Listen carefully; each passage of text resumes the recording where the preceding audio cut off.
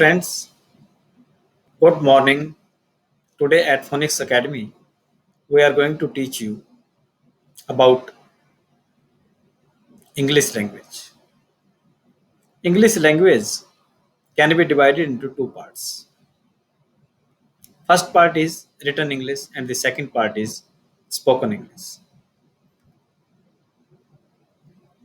Some people are very much accustomed to written English. They can write in a very better way. But when come to spoken English, they lag behind.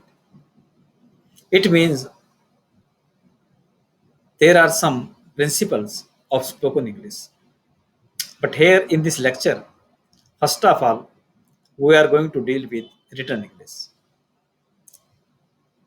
First of all, we must know what is a sentence.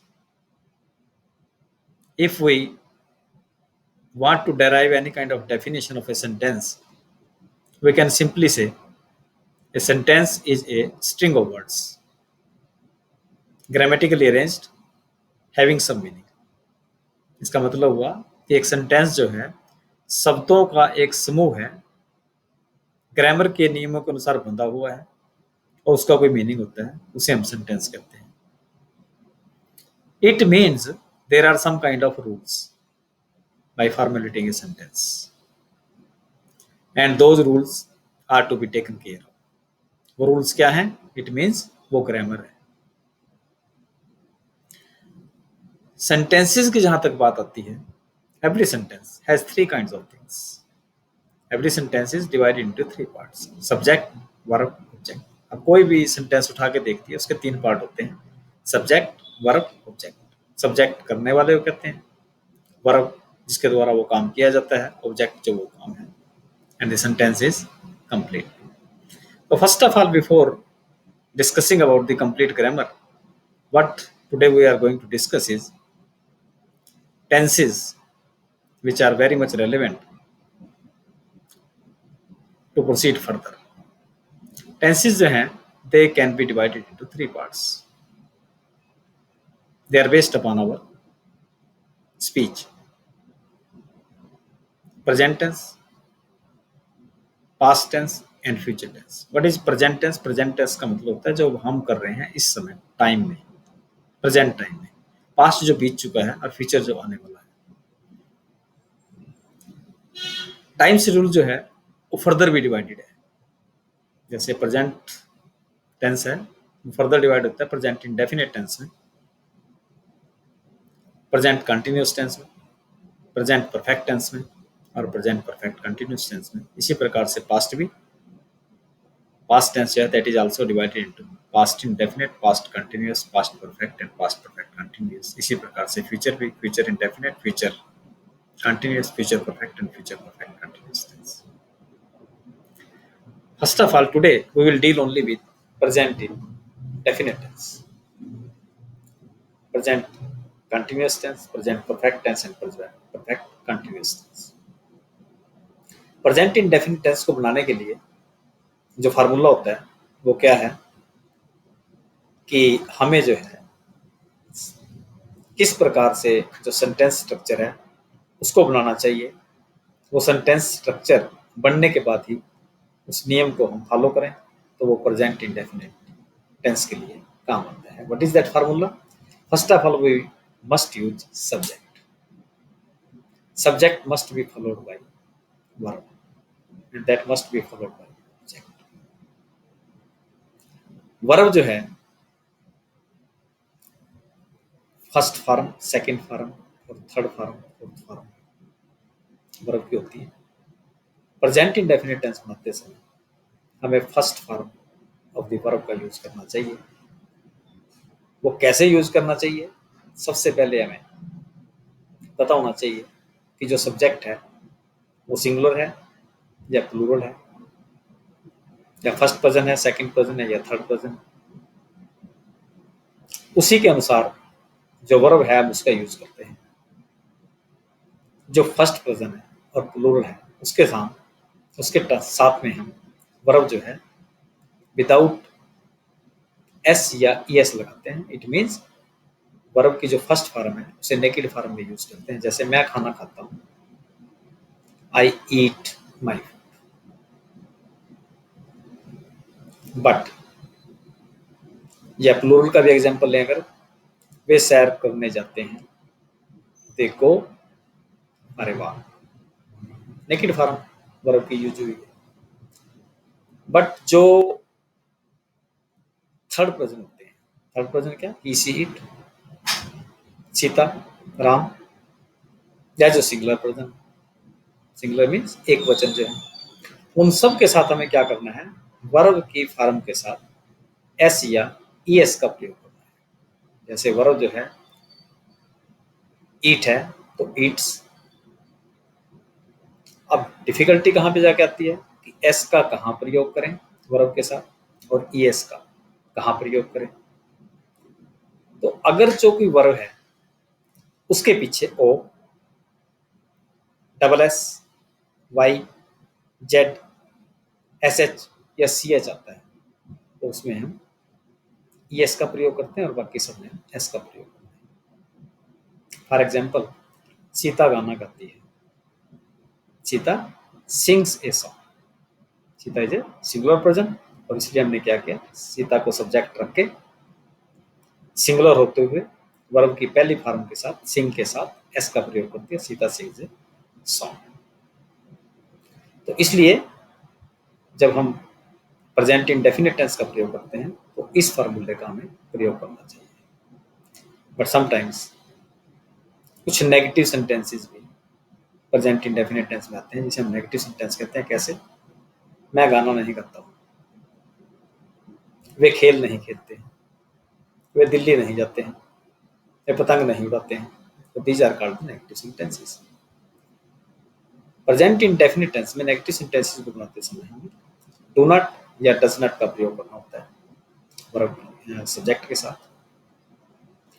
कहाँ पे do not लगाना है, कहाँ पे does not लगाना है, उसके लिए जो फार्मूला है वो ये है कि फर्स्ट पर्सन के साथ और सभी प्लूरल्स के साथ हम डू नॉट का प्रयोग करेंगे, सभी सिंगुलर के साथ और सभी थर्ड पर्सन के साथ हम डज नॉट का प्रयोग करेंगे। जैसे वह गाना नहीं गाती है, she does not sing a song. मैं स्कूल नहीं जाता हूँ, I do not go to school. माली पौधों को पानी नहीं देता है, the gardener does not water the plant.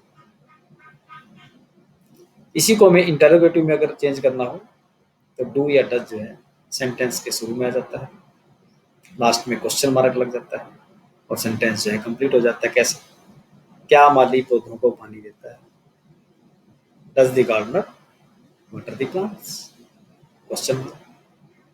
क्या वह गाना गाती है, does she sing a song, question mark. तो ये हो गया हमारा प्रेजेंट इंडेफिनिट टेंस, नेगेटिव और इंटरोगेटिव। इसी प्रकार से सेकंड जो टेंस होता है वो होता है present continuous tense. Present continuous tense का मतलब होता है कि कोई काम जो है प्रेजेंट के अंदर चल रहा है, अभी फिनिश नहीं हुआ है, खत्म नहीं हुआ है, कंटिन्यू है। मैं अपना पाठ पढ़ रहा हूँ, वे दिल्ली जा रहे हैं, अध्यापक पढ़ा रहा है, बच्चे रो रहे हैं। ये सब प्रकार के जो टेंसेज होते हैं, these are called the present continuous tense. अब प्रेजेंट कंटिन्यूअस टेंस को बनाने के लिए नियम क्या होता है, इज एम आर लगाएंगे प्लस वर्ब की इंग फॉर्म या उसे फोर्थ फॉर्म भी कहते हैं, उसका यूज करेंगे, देन ऑब्जेक्ट, ग्रामर का नियम कंप्लीट हो जाएगा। जैसे अब प्रॉब्लम आती है कि कहाँ पे इज लगाएंगे, कहाँ पे एम लगाएंगे और कहाँ पे आर लगाएंगे। इज का प्रयोग सिंगुलर के लिए, आर का प्लूरल के लिए और एम का प्रयोग होता है आई के साथ करते हैं। मैं अपना काम कर रहा हूँ, I am doing my work. वे पिक्चर देखने जा रहे हैं, they are going to see the movie.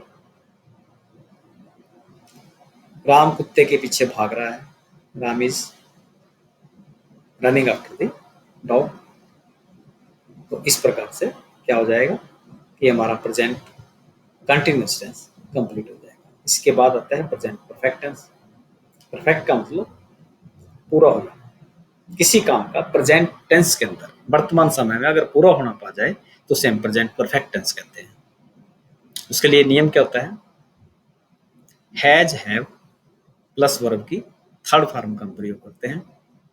Has लगता है सिंगुलर के साथ में और हैव लगता है प्लूरल और आई के साथ में। कैसे? मैंने अपना काम खत्म कर लिया है। I have finished my work. Sita अपने घर जा चुकी है। Sita has gone to her home.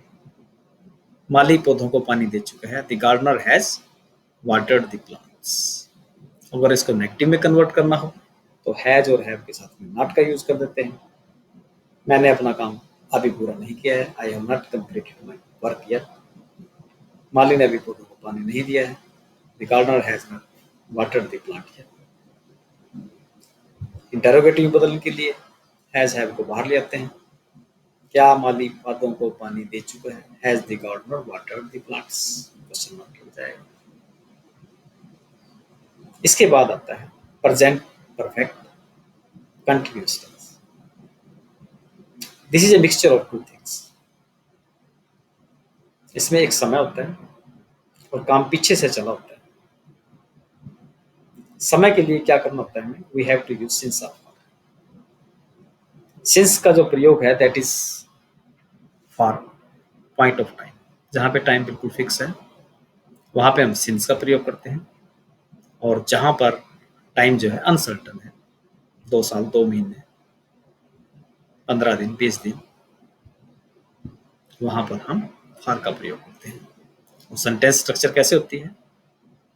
Has have plus been plus ing form of the verb या fourth form of the verb and plus since for then followed by object. मैं 2 घंटे से अपना काम कर रहा हूँ। I have been doing my work for 2 hours because the time is uncertain कि कौन से 2 घंटे हैं। मैं 30 जनवरी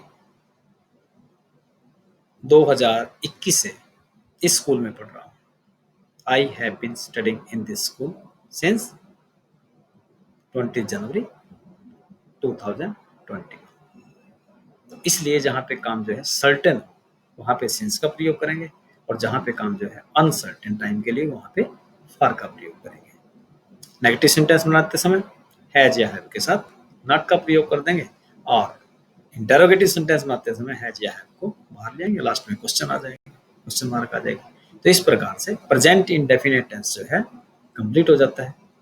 और जब हम इसे डिटेल में डिस्कस करेंगे तो आपको ये टोटली जो है मेमोराइज हो जाएगा। और इसी प्रकार से पास्ट टेंस होता है, इसी प्रकार से फ्यूचर टेंस होता है, which will discuss later on. Thank you very much.